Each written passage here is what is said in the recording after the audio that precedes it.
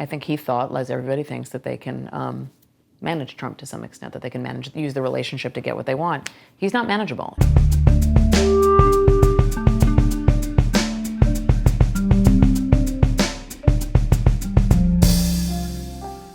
Hi everyone, I'm Ian Bremmer. Welcome to your GZERO world. I'm in Washington, D.C., just behind me, the home of Jared and Ivanka. Former President Obama, his house is literally just around the corner, but they have blocked off the entire street, can't get access. But right here, the first family on display. We'll be talking to them in just a little bit. Just kidding. Actually, we have Maggie Haberman. She is the White House correspondent for the New York Times. A fantastic conversation. You're really going to listen.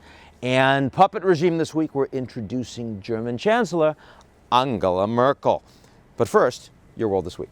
It's Davos week, and that means captains of industry, global leaders all collecting in the Swiss Alps, lots of snow, talking about their good fortune, what's happening with things globalization. It's a great year from that perspective. Best economic growth we've seen around the world since 2008 financial crisis, Europe out of recession, China stable growth, India really picking up, the United States doing well.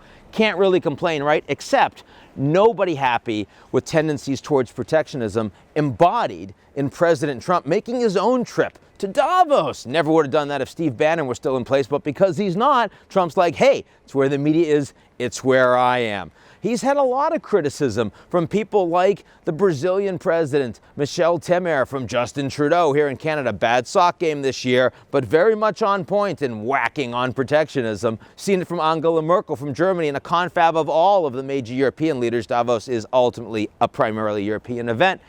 And Narendra Modi.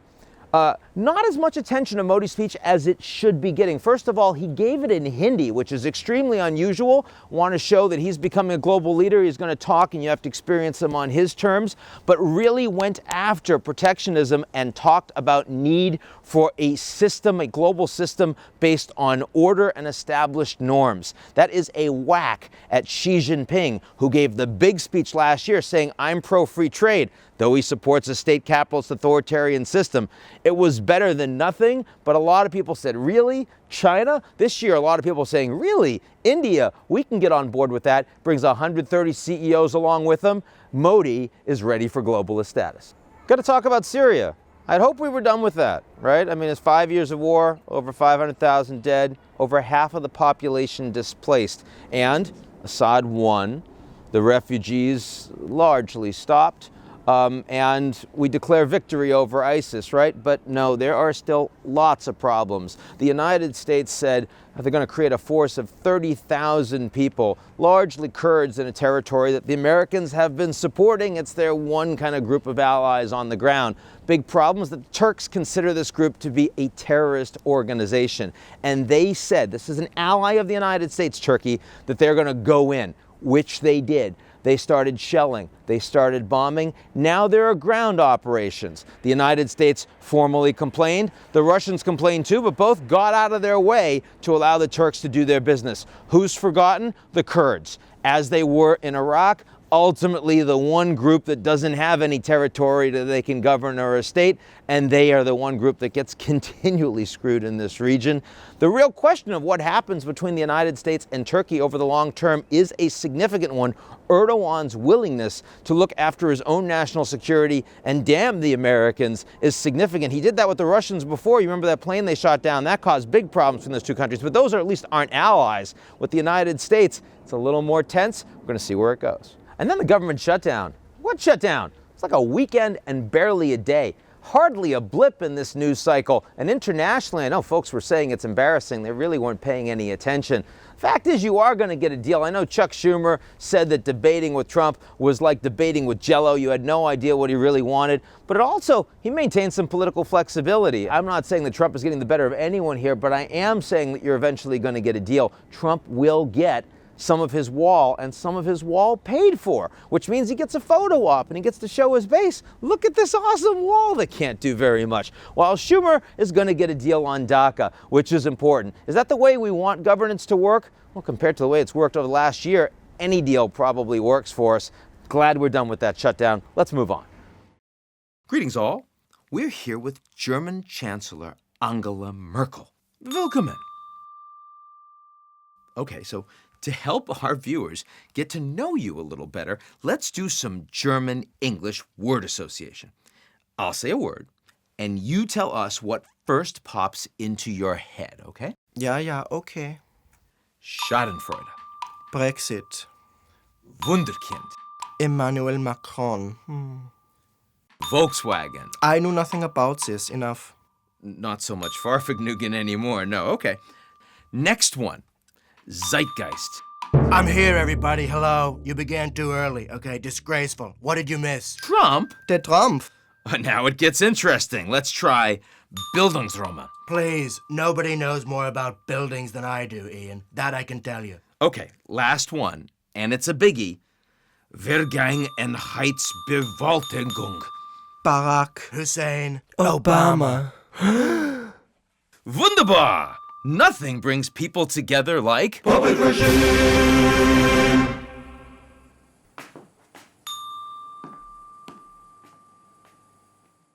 Husband does what? My husband is the politics editor at the New York Daily News. Oh, So, yeah, keep it in the family. we met at the New York Post.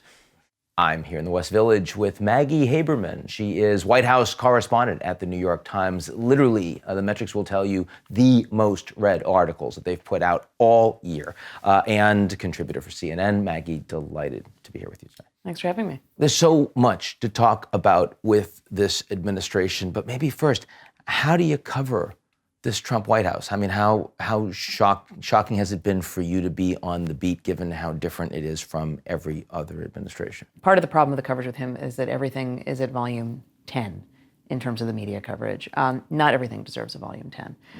Many things do deserve volume 7 through 10, however. And it's important to maintain perspective so that when something that is truly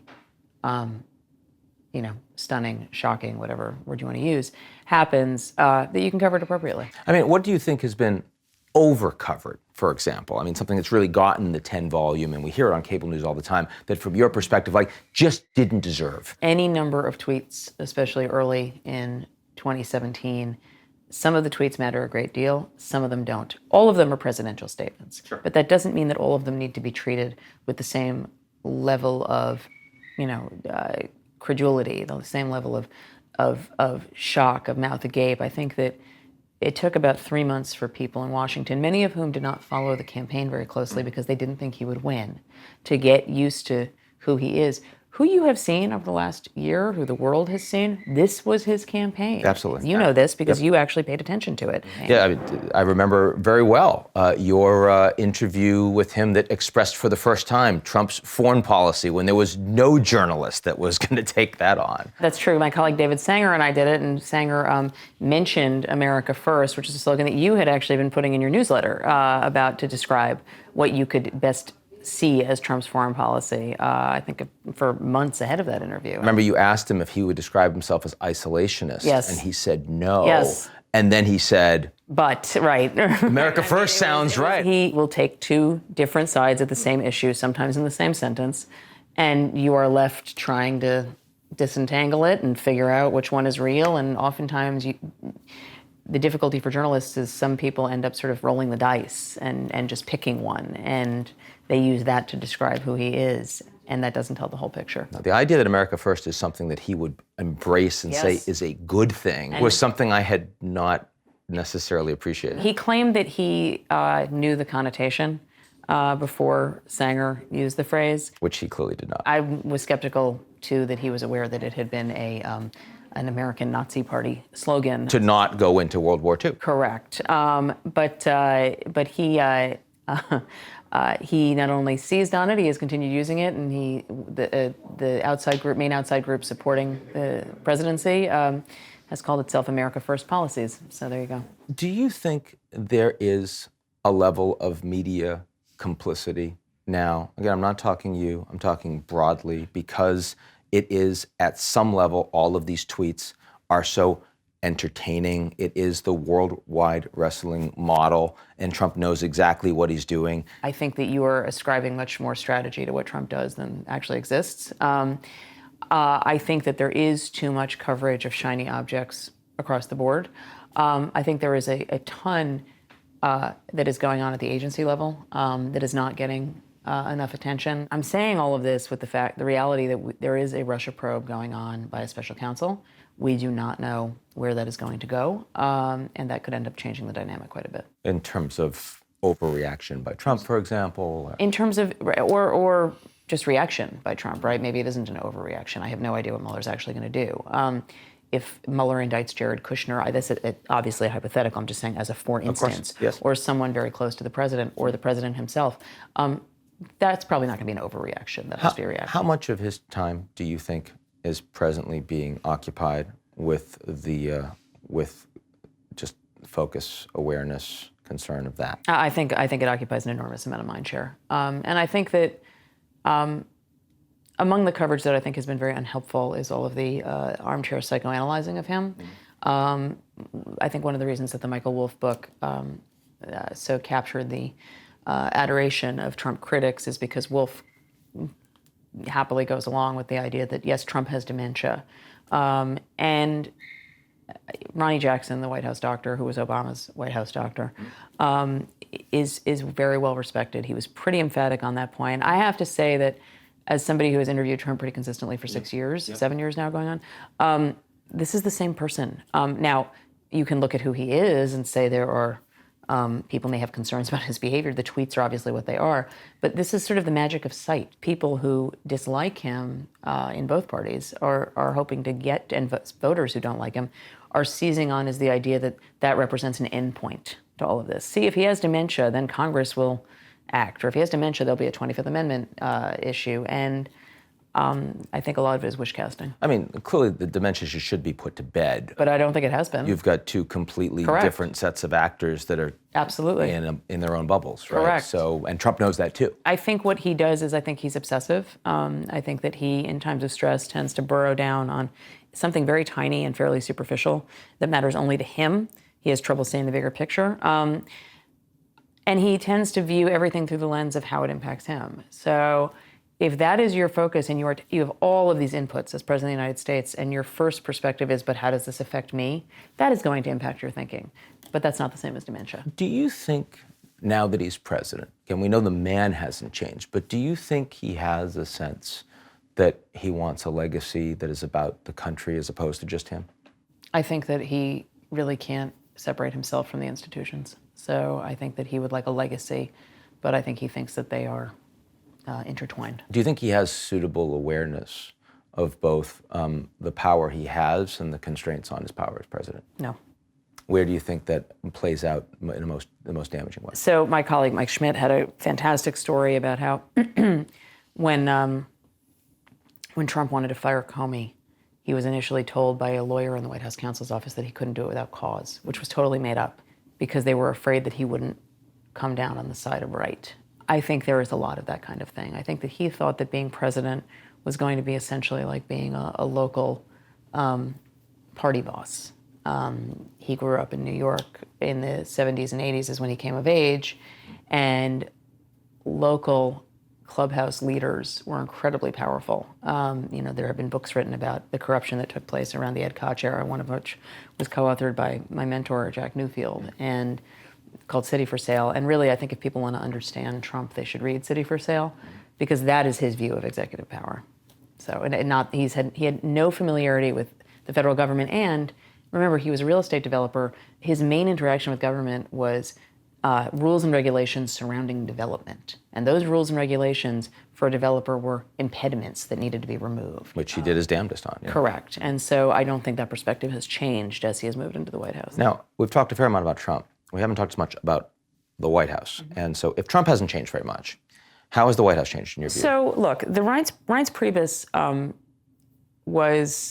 he's been heavily criticized all around for his tenure. In fairness to him, he was never empowered. When he was picked, it was always clear that Jared Kushner was going to be the shadow chief of staff no matter what, no matter who had the title. And that was how it played out. Kelly said he was not going to take the job unless he actually had power.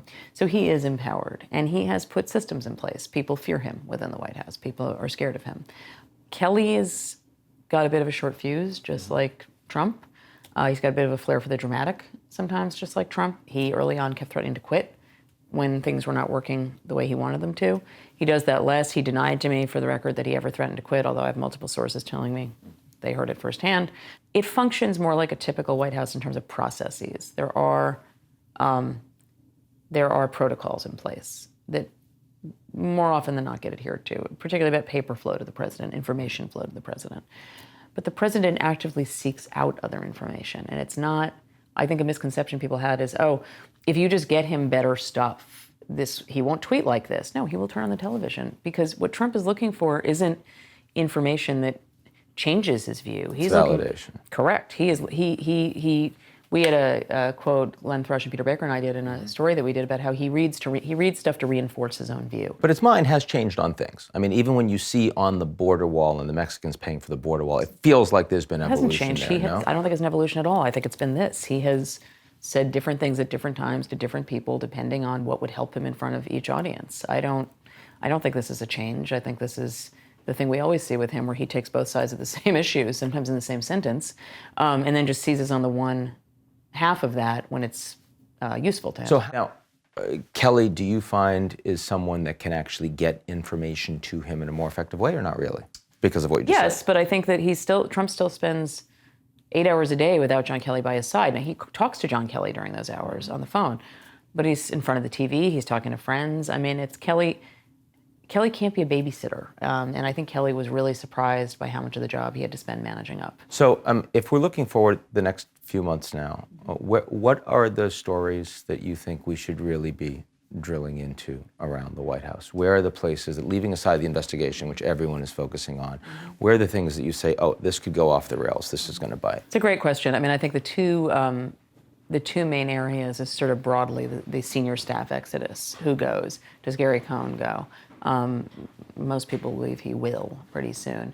And then extend that out to senior cabinet secretaries. Does Rex Tillerson leave? He had been expected to leave. I think that has now been slowed down. Can they even confirm anybody to replace him? That is another concern that they have. Does Don McGahn, the White House counsel, leave? Those are things that could really change the matrix there in a substantial way. Senior staff who actually understand Trump are in short supply.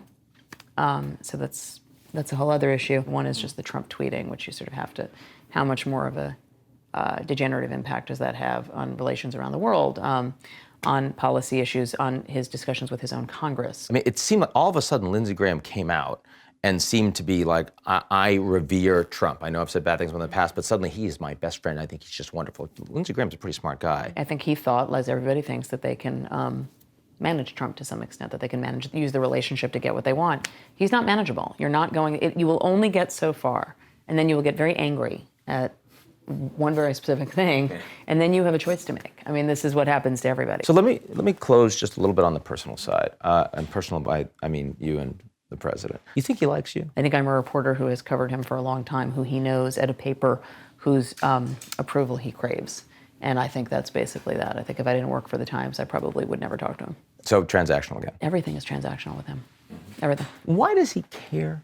About the Times? Yeah, I mean, in the sense that, I mean, I understand he wants coverage everywhere, but at the same time, he clearly can't control the Times, and he has a base and media around that base that he watches all the time and that he likes. The Times was the avatar of New York elites who didn't approve of him when he was in the outer boroughs as a developer, and he wanted to make an inroad there. And part of it is because he likes seeing if he can do it. He likes challenging himself to see, can I get a quote unquote good story, what he sees as a good story. The problem is that to him, covering him accurately is covering him unfairly. You think he's generally liked your coverage? No. But he's still going to keep trying? We'll see, I guess. I don't know. Maggie Haberman, White House correspondent, New York Times, contributor, CNN, and GZERO guest. Delighted to have you here. Thanks for having me. That's it for your GZERO World this week. Next week we're off, but after that we're going to be flying under a unified Korean flag. It is the Olympic special. You will not want to miss it.